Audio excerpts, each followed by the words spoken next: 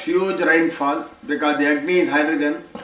Above that we have got water, that is air. Though Swayambhu Manvantara gives you O3, Swarotesha gives you O2, Auttami Manvantara gives hydrogen.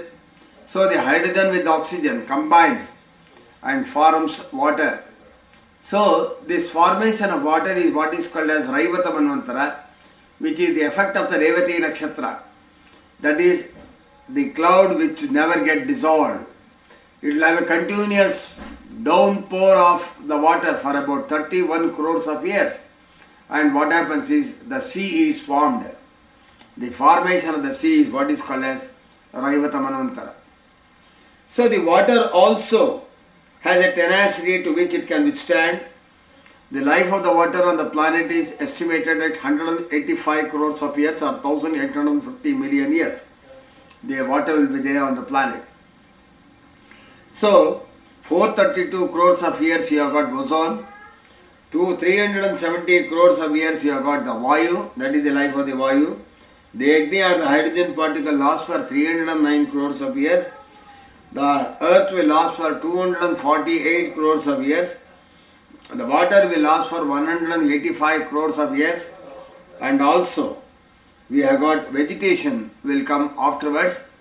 The vegetation is formed in about another 31 crores of years of the planet. So it comes to the vegetation life is 124 crores of years, which is called as Chakshusha Manvantara. So the next Manvantara is the necessary water is there, the necessary earth is there, the necessary for air for the breathing is there, the necessary Agni is there, the necessary protection is there in the form of the ozone. Now the life has got all forms of protection, food, everything. As such, what happens? The life gets evolved. The life gets evolved in the Vaivasvata Manvantara. Different species of life comes of different varying wavelengths of energy in the earth atmosphere, which comes from the solar system on account of the influence of the Venus. The Venus will have a major influence at the time of formation of the life. Not only the Venus but also the Saturn and the Mars along with the moon. These four influences the life and creates life on the earth. As such, the earth will be having the life which enters this planet. The life enters the planet in a Manvantara called as Vaivasvata Manvantara. The life exists only for two Manvantaras. One Manvantara is 31 crores of years. As such, two Manvantara means the life exists for 62 crores of years. In these two Manvantaras, we have already completed 27 Chaturyugas. We are now in the 28th Chaturyugas. It means we have roughly completed about 13 crores of years of the 62 crores. Pending 49 crores of years for the human to exist.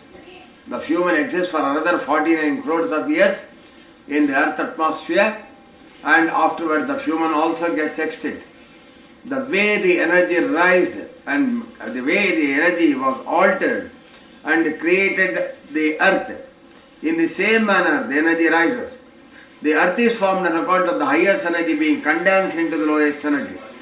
As such, everything will be the highest. The man is also formed the highest energy and comes back to the lowest energy in the formation of the man. As such, the earliest man will have a very high energy potential. He will be highly knowledgeable. He has got a vision of the tapas.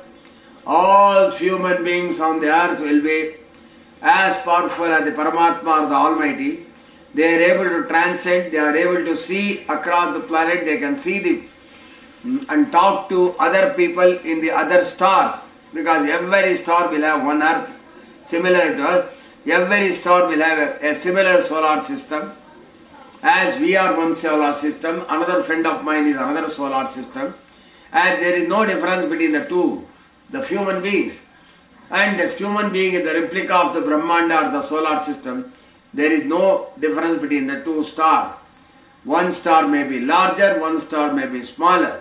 Similarly, the body, the Atman of the one human may be more energetic and another man may be less energetic.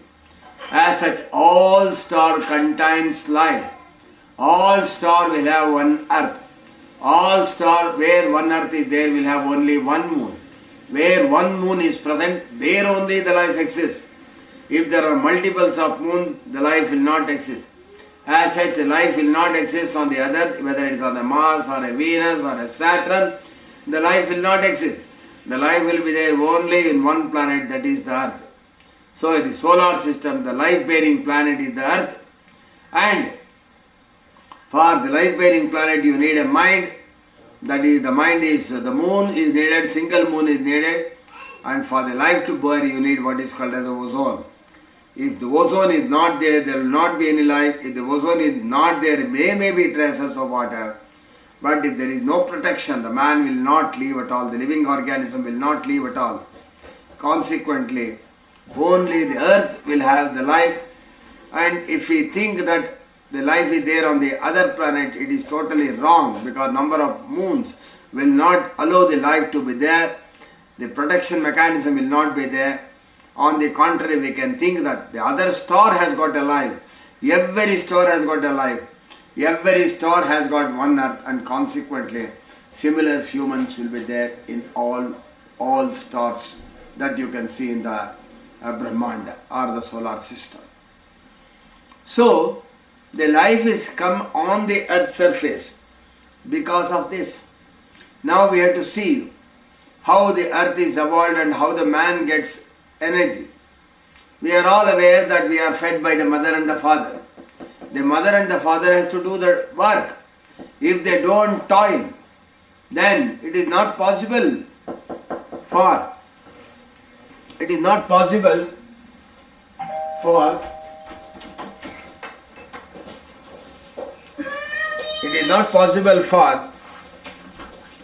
us to get the requisite energy. So the energy to the earth comes because my mother and my father is toiling. If they have to work, there must be a displacement. Because of the displacement of the earth, the energy is obtained. Let us know what are all the various displacement that takes place. In a family, the grandmother works. The grandfather gives the requisite energy. So also my mother and the father. If so, let us know the motion of the grandfather, the grandmother, my mother earth, and my father ozone.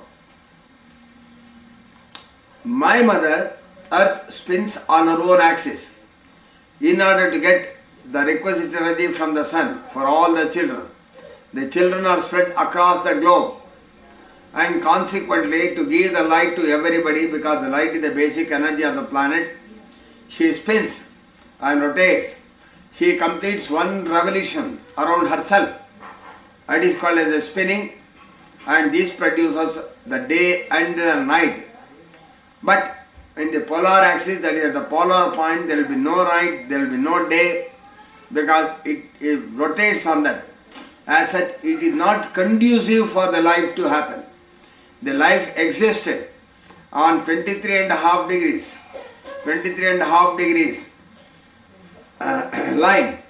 All earlier civilization has come in this 23.5 degrees, maybe Egypt, maybe India, maybe Brazil. These are all the places of the earlier civilization.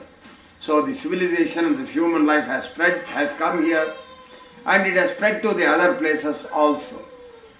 As such, we have to say that my mother earth rotates and makes this one day is extremely important. It means she toils every day to give energy to every person in this unit. My grandmother is also interested to generate the requisite energy and the prana, because the prana comes from her. The prana comes to the mother earth because the moon rotates around the earth. It means my grandmother supplements the energy to my mother. That is called as full moon day and the new moon day. This is extremely important for creating the requisite genetical properties for the earth, the requisite hormones, and on account of this, the continuation of the life comes on account of this full moon day and new moon day, which is nothing but the cycle of a woman is also 28.5 days. This is also 28.5 days. Then we have got when the earth rotates around the sun. It takes 1 year for